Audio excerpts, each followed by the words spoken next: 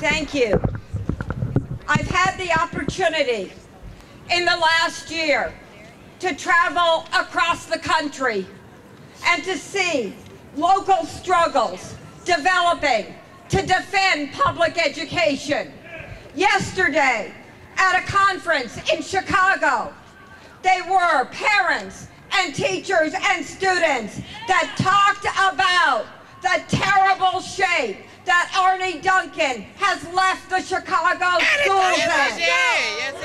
They talked about the 36 young people that have died in Chicago public schools this year because of school closings and consolidations that never should have taken place, that have resulted not just in worse education, not just in more privatization, but in the death of young people who would be living today if anyone had listened to the students or the parents or the teachers that said these schools cannot be consolidated without all hell breaking loose.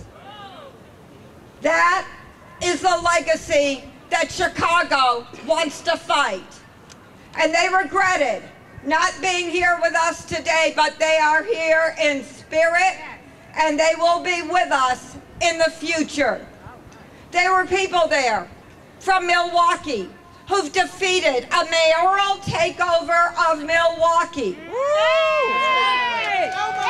People from Mississippi who fought for 10 years, from 1997 to 2007, to get state funding for public education in the state of Mississippi, which had not existed since Brown versus Board of Education.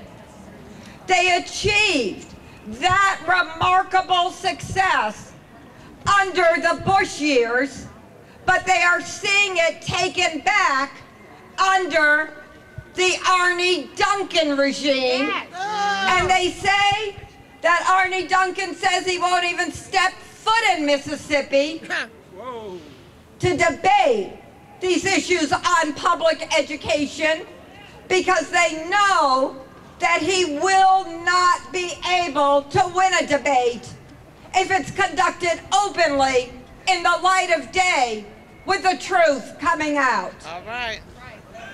This attack on public education, the greatest, most democratic achievement of the 20th century, the universal program created in this nation to try to put us all on an equal footing, to make us a single society, multicultural, multilingual, coming from all parts of the world, but coming together with a single goal and a single hope and unified through a single process of achieving public education.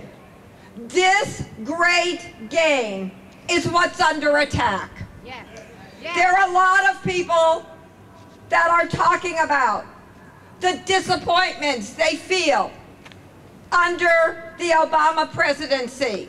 There are those that are saying we expected so much more around Guantanamo and around Afghanistan. There are those that are saying, in light of the national health care reform, we were expecting so much more in the way of national health care.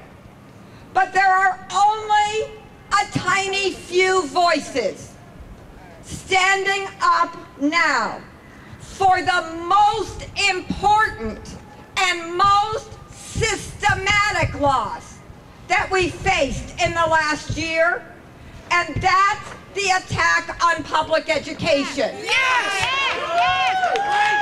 I want you to ask yourselves, why is it that so many of these commentators refuse to cover this issue?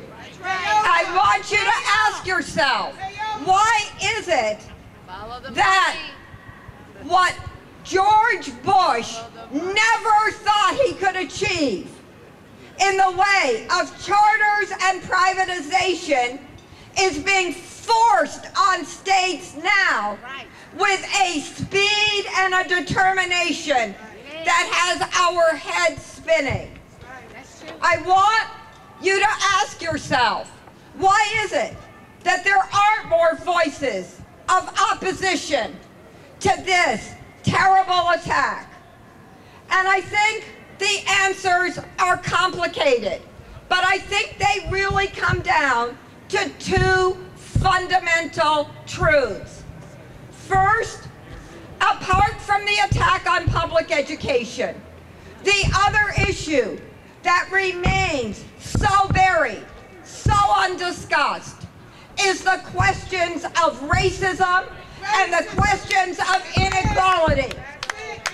And there's no way that you can be fighting now to defend public education without talking about the fact that the attack is occurring in Black and Latino communities all across America. If you're standing in defense of public education, you're standing for equal rights, full equality for Black and Latino. You're making a civil rights fight, not just a fight for public education. And I think that's why there's so much silence on this issue, because I think there are so few people that want to be making clear that if there is a failing of government in Washington now, it is the failure to address the needs of our community, period. Now let's talk about this. $800 billion given to bail out the banks and the corporations. The super rich, the trickle-up effect is still continuing. We think that those people should pay for public education. We think that there's money out there. We think this is just a question of social priorities. And the priority of our nation should be the education of our young people. Public education from pre-K through college has given this nation its prosperity, its hope, and has lifted us up. Strike that down, and you know we can only decline as a nation and as a people. We must stand in defense of public education, and we have to demand that public education become this nation's highest priority. If there isn't the money out there to pay for it now, then let's do what we did when we created the GI Bill. Let's do what we did when we created the Master Plan for Education in California 50 years that guaranteed every person in that state who graduated from high school a free higher education. Let's come up with the money. Let's make a federal bailout for public education, and let's move forward. In this next period, we're going to have to fight to build this movement and to build it on an independent basis.